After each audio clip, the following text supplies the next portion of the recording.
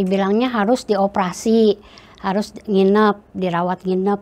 Tapi rawat nginepnya itu zona merah. Saya kan khawatir. Saya bagaimana mau ngerawat suami saya kalau saya sendiri kok sakit kayak begini. Buat bawa badan saya pun saya nggak bisa. Suami saya minta ambil golok. Katanya matiin aja saya. Saya bilang saya bukan pembunuh.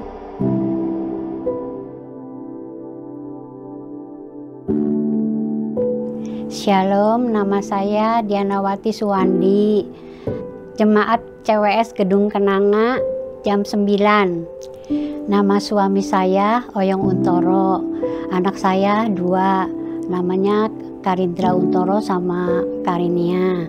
Cucu saya 1, Konstantin Devin Iten.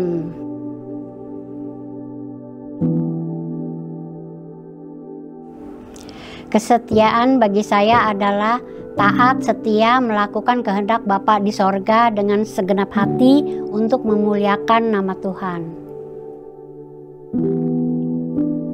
Dari sejak ada COVID gitu, dia sakit darah tinggi sama jantung. Udah sakit jantung begitu, mau ke rumah sakit, dibilangnya harus dioperasi, harus nginep, dirawat nginep. Tapi rawat nginepnya itu zona merah. Saya kan khawatir. Jadi saya bilang, dokter kalau boleh minta dirujuk ke tempat lain aja yang dekat rumah.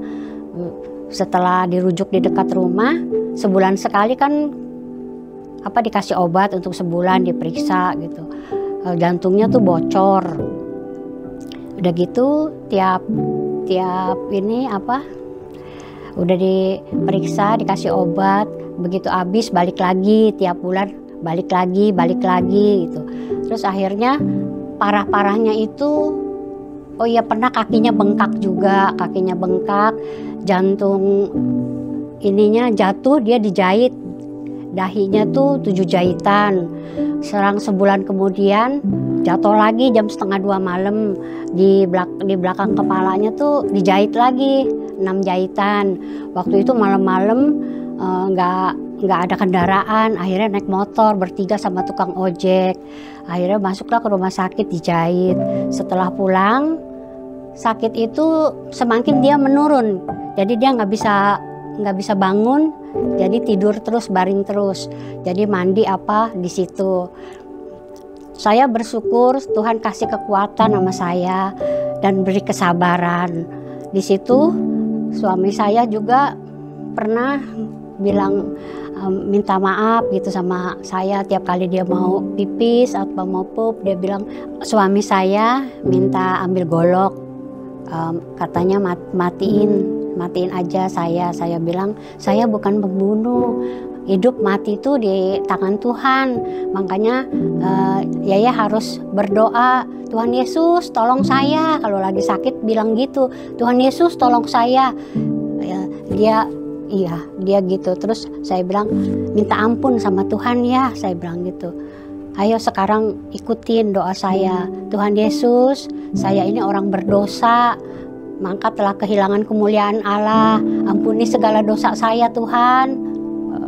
Sekarang saya menerima Engkau sebagai Tuhan dan Juru Selamat saya.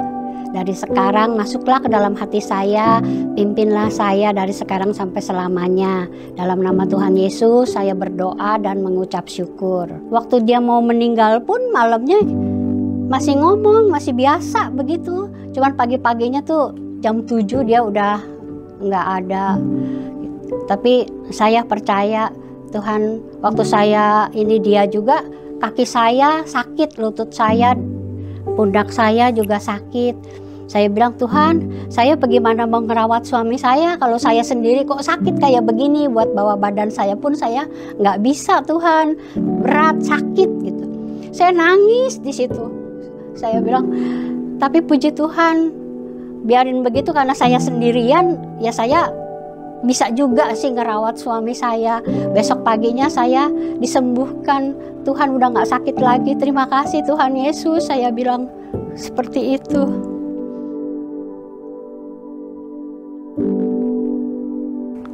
Bagi saya Dasar untuk tetap setia dalam merawat suami, baik suka maupun duka, adalah untuk memuliakan nama Tuhan.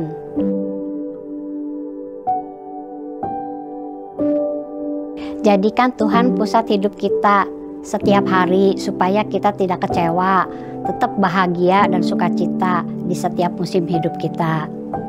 Melakukan pelayanan bukan terpaksa, tetapi itu satu anugerah dan kehormatan.